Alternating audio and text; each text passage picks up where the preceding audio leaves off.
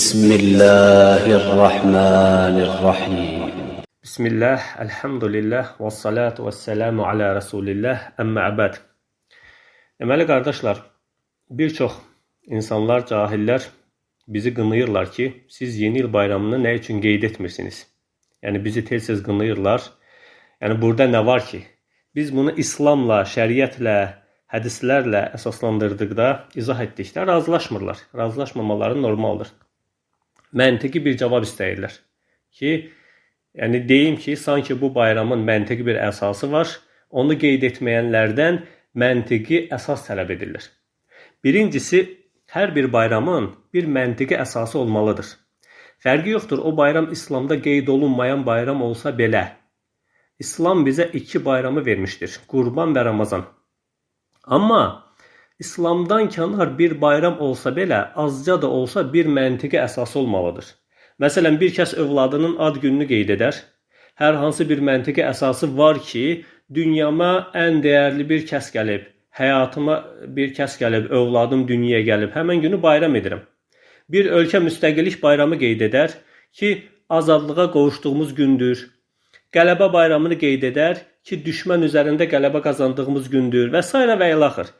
Yəni, hər nə qədər İslamda belə günlər bayram kimi qeyd olunmasa da, bir məntiqi əsası var. Soruşan olsa, nə iləsə əsaslandırmaq mümkündür. Gələk yeni ilə. Yeni il bayramı bəlkə də dünyada ən çox, ən şiddətli şəkildə, ən cəmfəşanlıqla keçirilən və heç bir məntiqi əsası olmayan bir bayramdır. Yeni il bayramı, təkrar edirəm, dünyada ən çox, ən şiddətli şəkildə, ən cəmfəşanlıqla keçirilən və heç bir məntiqi əsası olmayan bir bayramdır. Yəni, yeni ili nə üçün qeyd edirsən deyə istənilən adamdan soruşsan, sənə tutarlı heç bir cavab verə bilməz. Yeganə səbəb əyləncədir. Yəni, yeni ildə yeni olan yeganə şey nədir? Rəqəmdir.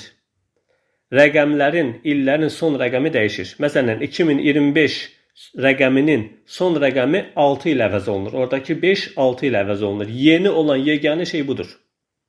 Sonra bir ildən sonra 7 ilə əvəz olunur. Yəni bu bayramda yeni olan yeganə şey budur.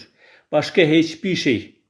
Kapitalizmin, insanların son qəpiklərini əllərindən almaq üçün həmən günlər türklər demişkən insanların çılğınca alış-veriş, əyləncə, içki tükətməsi və özlərinin ciblərinin dolması üçün uydurulmuş ən mənasız, əsassız bir bayram. Yəni, mən yanvarın birində yuxudan oyananda həyatımda yeni nə baş verir? Heç nə.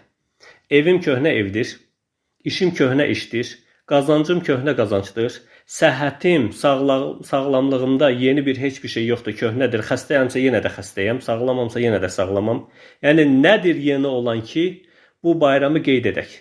Cavab budur ki, qocaman bir heç nə, heç bir məntiqi əsası olmayan boş bir əyləncə. Bu bir. İkincisi, hər bir bayramın qiyməti və ya batilliyi və ya fəziləti öz-özlüyündə bir dəlildir, sübutdur. Bunun kənardan dəlilləndirməyə, bunun dəyərini, fəzilətini və yaxud batilliyini kənardan dəlilləndirmək üçün bir əsas axtarmağa ehtiyac yoxdur. Bayramın özünə baxanda o bayramın nə qədər batil bir şey olduğunu görmək mümkündür. Dəlilə belə ehtiyac yoxdur. Müsəlmanların iki bayramına baxın. Ramazan bayramı və Qurban bayramı. Ramazan bayramının sonunda fitrə zəkatı çıxarılır.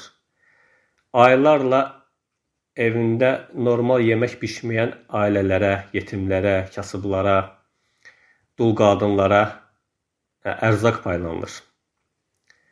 Qurban bayramı həmçinin. Qoyunlar kəsilir, heyvanlar kəsilir.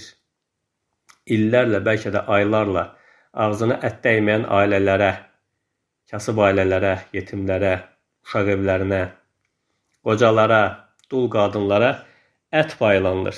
Evində isti xörək bişir. Yəni, hər tərəfdə mehribançılıq, sakitlik hökm sürür. İçki içib qan qaraldanlar belə o gün içki içmiş. Gəlin yeni il günü dünyadakı vəziyyətə baxaq. Bütün ölkələr bir neçə gün əvvəldən gücləndirilmiş iş rejiminə keçir. Səhərə qədər yollarda patrullar fasiləsiz xidmət göstərir. Yanğın söndürənlər, təcili yardım maşınları sanki dəhşətli bir müharibəyə hazırlaşırmış kimi hazır vəziyyətə gətirilir.